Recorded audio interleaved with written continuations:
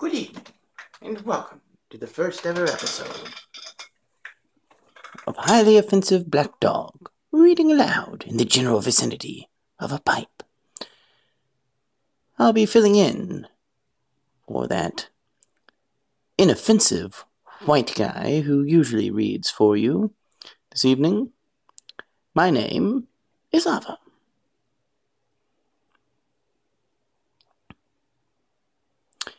Tonight we will continue with the reading of L. Frank Baum's The Marvelous Land of Oz.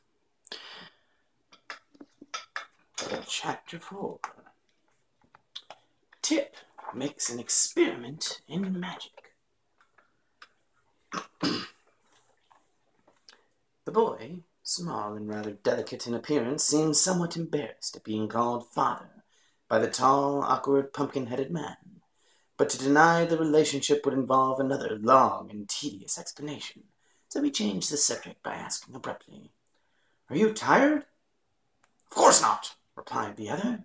"But," he continued after a pause, "it is quite certain I shall wear out my wooden joints if I keep on walking."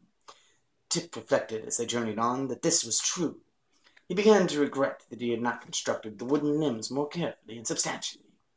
Yet how could he ever have guessed that the man he had made merely to scare old Mombi would be brought to life by means of a magical powder contained in an old pepper box?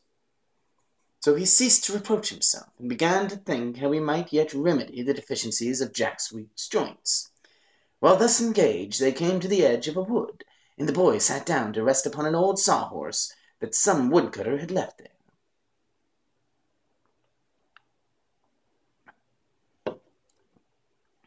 "Why don't you sit down?" he asked the Pumpkinhead. "Won't it strain my joints?" inquired the other. "Of course not. It'll rest them," declared the boy. So Jack tried to sit down, but as soon as he bent his joints farther than usual, they gave way altogether, and he came clattering to the ground with such a crash that Tip feared he was entirely ruined. He rushed to the man, lifted him to his feet, straightened his arms and legs, and felt of his head to see if by chance it had become cracked. But Jack seemed to be in pretty good shape after all, and Tip said to him, "I guess you'd better remain standing hereafter. It seems the safest way." "Very well, dear father, just as you say," replied the smiling Jack, who had been in no wise confused by his tumble. Tip sat down again. Presently the Pumpkinhead asked, "What is that thing you are sitting on?" "Oh, this is a horse," replied the boy carelessly. "A horse?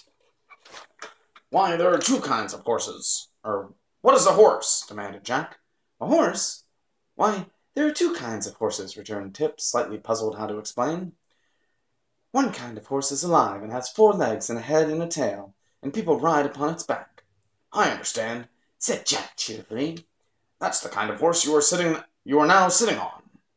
"No, it isn't," answered Tip promptly. "Why not? That one has 4 legs and a head and a tail." Tip looked at the sawhorse more carefully, and found that the Pumpkinhead was right.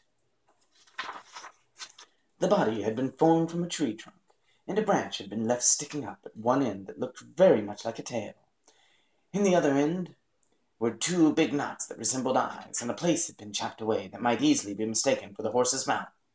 As for the legs, they were 4 straight limbs cut from trees and stuck fast into the body, being spread wide apart so that the sawhorse would stand firmly when a log was laid across it to be sawed.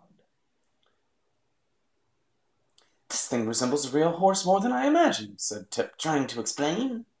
"But a real horse is alive, and trots and prances and eats oats, while this is nothing more than a dead horse, made of wood and used to saw logs upon." "If it were alive, wouldn't it trot and prance and eat oats?" inquired the Pumpkinhead. "It would trot and prance, perhaps, but it wouldn't eat oats," replied the boy, laughing at the idea. "And of course it can't ever be alive, because it is made of wood." "So am I," answered the man. "Why, so you are!" Tip exclaimed. "And the magic powder that brought you to life is here in my pocket."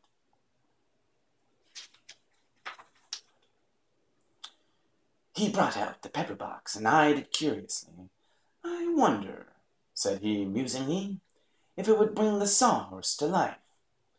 "If it would," returned Jack calmly, for nothing seemed to surprise him. I would ride on its back, and that would save my joints from wearing out.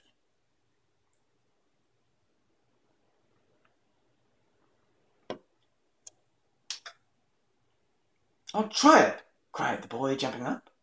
But I wonder if I can remember the words old Mombi said, in the way she held her hands up. He thought it over for a minute, and as he had watched carefully from the hedge every motion of the old witch and listened to her words, he believed he could repeat exactly what she had said and done. So he began by sprinkling some of the magic powder of life from the pepper box upon the body of the sawhorse. Then he lifted his left hand, with the little finger pointing upward, and said, "Hwiyach!"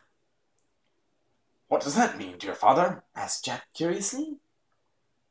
"I don't know," answered Tip. Then he lifted his right hand, with the thumb pointing upward, and said, "Tiach!" "What's that, dear father?" inquired Jack. "It means you must keep quiet," replied the boy, provoked at being interrupted at so important a moment. "How fast I am learning," remarked the Pumpkinhead with his eternal smile. Tip now lifted both hands above his head, with all the fingers and thumbs spread out, and cried in a loud voice, "Piach!" Immediately the sawhorse moved, stretched its legs, and yawned with its chopped-out mouth, and shook a few grains of the powder off its back. The rest of the powder seemed to have vanished into the body of the horse. "Good!" called Jack, while the boy looked on in astonishment. "You are a very clever sorcerer, dear father." Now we shall stop there, and you may continue tomorrow with that foolish ape who insists on reading to you most nights. For now, this has been the first episode of Exceptionally Offensive Black Dog reading aloud in the general vicinity of a pipe. Good night.